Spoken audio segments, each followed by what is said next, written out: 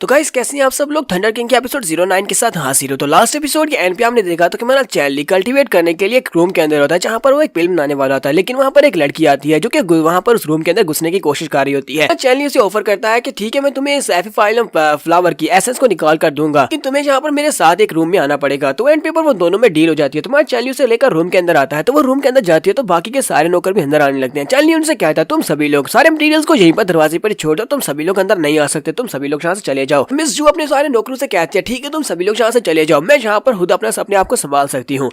तो उसके बाद मेरा चैनली दरवाजा बंद करता है और उसे कहता है तो जल्दी से तैयार हो जाओ, मैं यहाँ पर सिर्फ और सिर्फ तुम्हारी मदद करने वाला हूँ। कहती है तुम्हारे अंदर काफी ज्यादा कॉन्फिडेंस है, लेकिन क्या तुम्हें वाकई में लगता है कि तुम यहाँ पर इसके एसेंस को एक्सट्रैक्ट कर पाओगे? तो मेरा चैनली सीधा अपने कॉल्ड्रॉन की तरफ जाता है और साथ ही वो सोच रहा होता है इसको लड़की को क्या लगता है कि मैं यहाँ पर इस एफिफाइलम फ्लावर के एक्सट्रैक्ट को नहीं निकाल सकता, सॉरी एसेंस को नहीं एक्सट्रैक्ट कर सकता। मेरी पिछली लाइफ में एक बहुत ही हाई ग्रेड का एल्केमिस्ट मेरे पास आया था, वो भी एफिफाइलम फ्लावर को मेरे पास लेकर आया था क्योंकि उसे पता था कि इस एफिफाइलम फ्लावर के कोर की एसेंस को निकालने के लिए थंडर इलेक्ट्रिसिटी की जरूरत पड़ती है और मेरे पास थंडर लाइटनिंग पावर है। चैनली जाकर कॉल्ड्रॉन के ऊपर से ढक्कन को हटाता है तो मिस जू वहां पर आती है और आकर बड़ी आराम के साथ उन मटेरियल्स को उसके अंदर डाल रही होती है, बड़े प्यार के साथ उन मटेरियल्स को अंदर डाल रही होती है और उसके बाद वो नीचे आग को जलाती है और उस कॉल्ड्रॉन को रेडी करते हैं और उसके अंदर से एनर्जी निकल रही होती है क्योंकि वो लोग यहाँ पर एक एल्केमी की पिल बना रहे हैं, कल्टीवेशन को बढ़ाने के लिए होती है, जहाँ पर किसी को सेव करने के लिए होने वाली है। मिस जू वहाँ पर उस फायर को कंट्रोल कर रही होती है ताकि वो सही तरीके से पिल बना सके, जबकि हमारा चैनली दूर खड़ा सोच रहा होता है कि ये लड़की दिखने में काफी ज्यादा एरोगेंट दिखाई देती है, लेकिन ये काफी ज्यादा अच्छी है, यानी कि पिल बनाने में काफी ज्यादा अच्छी है। बाकी के सारे मटेरियल्स के पिघल जाने के बाद वो एफिफाइलम फ्लावर को ऊपर की तरफ उछालती है ताकि उस फ्लावर को अंदर से एसेंस को निकालकर उसके ड्रॉप को यानी कि एसेंस के ड्रॉप को उस कॉल्ड्रॉन के अंदर डाला जा सके। तो वो चैनली से कहती है अब तुम्हारी बारी है। तुम्हारा चैनली कहता है हाँ ठीक है, तुम्हें क्या लगता है कि ये कोई मुश्किल काम होने वाला है? वो वहीं पर खड़े खड़े अपनी 2 उंगलियों को नीचे की तरफ करता है और ऊपर से थंडर लाइटनिंग को उसके ऊपर गिराता है। तो जैसे थंडर लाइटनिंग उसके ऊपर गिरती है वहां पर एक जबरदस्त थंडर शॉक पैदा होता है, जिसकी वजह से वो थंडर लाइटनिंग की वजह से वो फ्लावर जो होता है वो जल जाता है और उसके अंदर से धुआं निकल रहा होता है। ये देखकर मिस जू बहुत ज्यादा गुस्सा होती है और कहती है कमीने ये तुमने क्या कर दिया, तुमने मेरे एफिफाइलम फ्लावर को यहाँ पर जला दिया है। फ्लावर मिलना कितना ज्यादा मुश्किल है और तुमने कहा था कि तुम यहाँ पर मेरी मदद कर रहे हो, तुम इसके एसेंस को एक्सट्रैक्ट कर सकते हो, लेकिन तुमने यहाँ पर मेरे फ्लावर को वेस्ट कर दिया, मैं तुम्हें मार डालूंगी। मेरा चैनली से कहता है जरा रुको तो सही, तुम्हें यहाँ पर वो जला हुआ फ्लावर दिखाई दे रहा है, क्या तुम्हें वहाँ पर एसेंस का ड्रॉप नहीं दिखाई दे रहा? वो दोनों साइड के ऊपर देखते हैं। चैनली से कहता है वहाँ पर देखो, उस जले हुए फ्लावर के नीचे से एक छोटा सा पानी का कतरा निकलता है, वही उस फ्लावर का एसेंस होता है। तो वो से कहता है ये उसका नाइट एफिफाइलम का एसेंस है। मिस जू से कहती है तुमने तो वाकई में कर दिया, अगर कोई ग्रेड 7 की रे फॉर्मेशन होती तो वो भी यहाँ पर इसके अंदर से एसेंस को नहीं निकाल पाती। चैनली से कहता है क्या तुम्हें अब मेरे पर यकीन हुआ कि मैं यहाँ पर तुम्हारा नुकसान नहीं करना चाहता बल्कि तुम्हारा फायदा कर रहा हूँ? बाद जब उनकी पिल कंप्लीट होती है तो पिल वहाँ पर कॉल्ड्रॉन के अंदर से बाहर निकलती है, तो वो कहती है लो तुम्हारी नाइट एफिफाइलम पिल तैयार हो चुकी है। चैनली उस पिल के बनने के बाद उस पिल को देखता है और कहता है तो सिर्फ एक सुप्रीम लेवल की पिल है, लगता है कि तुम्हें अपने एल्केमिक स्किल्स को इंक्रीज करने की जरूरत है, तुम्हारे पास अभी इतने ज्यादा स्किल्स नहीं है कि तुम एक हाई ग्रेड की पिल बना सको। इस तरह के एफिफाइलम एसेंस को तुमने यूज किया है, इसको यूज करते हुए तो तुम यहाँ पर लेजेंडरी एलिक्सर भी बना सकती थी। तो मिस जो उस पिल को लेती है और बॉक्स के अंदर रख लेती है और उसे कहती है अब मुझे ये बताओ कि तुम्हें इसके बदले में मुझसे क्या चाहिए, मुझे बताओ मैं तुम्हारे लिए क्या कर सकती हूँ। चैनली से कहता है तो सबसे पहले तो मुझे फ्रंटियर के ऊपर बहुत ही जल्दी जाना होगा, इसके लिए मुझे यहाँ पर बहुत ज्यादा मेडिसिनल हर्ब्स की जरूरत है, मुझे जड़ी बूटियां चाहिए ताकि मैं अपने लिए पिल्स बना सकूं और अपने आप को स्ट्रॉन्ग कर सकूं। इस जो से कहती है ये मेरे लिए मुश्किल नहीं है, मैं तुम्हें जड़ी बूटियां दे सकती हूँ। फिर साथ ही वो से कहता है मुझे यहाँ पर अपनी कल्टीवेशन को इंक्रीज करने के लिए एक पिल बनानी है जिसे कोआगुलेशन पिल कहते हैं, तो मेरी मदद करोगी तो मैं इस पिल को जल्दी से बना लूंगा और उसके लिए भी मुझे काफी ज्यादा प्रेशियस इंग्रेडिएंट्स की जरूरत पड़ेगी। उसे कहती है अच्छा ठीक है। वो अपने पास एक टैबलेट निकालती है और कहती है मैं मेडिसिन एसोसिएशन की मिस हूँ, तो मुझे लगता है कि इस टोकन की मदद से तुम हमारी किसी भी शॉप के ऊपर जाकर फ्री इंग्रेडिएंट्स ले सकते हो, जहाँ पे तुम्हें अच्छे से डिस्काउंट भी मिलेगा। मुझे बताओ कि इसके अलावा तुम्हें और क्या चाहिए? तुम्हारा चैनली से कहता है तो वाकई में बहुत ज्यादा जेनरस, अब मैं तुमसे और क्या मांगू? तो वो से कहती है तुमने वाकई में बहुत ही अच्छा काम किया, तुमने मुझे पिल बनाने में मदद की है, तो मैं यहाँ पर तुम्हारी पूरी तरह से मदद करने को तैयार हूँ। साथ ही वो वहीं पर बिस्तर के ऊपर ही बैठ जाती है। हमारा चैनली से कहता है जी क्या तुमने तो पिल बना लिया, अब तुम यहाँ से जा नहीं रही, तो लगा था कि तुम्हें किसी की जान बचाने के लिए जल्दी से जल्दी जाना है, इसी वजह से तुम यहाँ पर इतनी जल्दी कर रही थी। उसे कहती है लेकिन इस पिल को बनाने के दौरान मेरी बहुत सारी एनर्जी जाया हो गई है, जिसकी वजह से अब मैं काफी ज्यादा कमजोरी महसूस कर रही हूँ, तो मैं यहीं पर लेटने वाली हूँ। और वैसे भी मैं देखना चाहती हूँ कि तुम यहाँ पर और क्या करने वाले हो, क्योंकि तुमने यहाँ पर एक मुझे बहुत ही कमाल का नजारा दिखाया है और अब देखती हूँ कि तुम यहाँ पर कौन सी पिल बनाने वाले हो। चैनली उसे कहता है तो फिर ठीक है, मैं भी यहाँ पर रेडी होता हूँ, तो तुम भी यहाँ पर देखो मैं क्या करने वाला हूँ। तुम्हारा चैनली सीधा कॉल्ड्रॉन के पास जाता है, जाकर देखता है इसकी फायर तो काफी ज्यादा अच्छी लग रही है।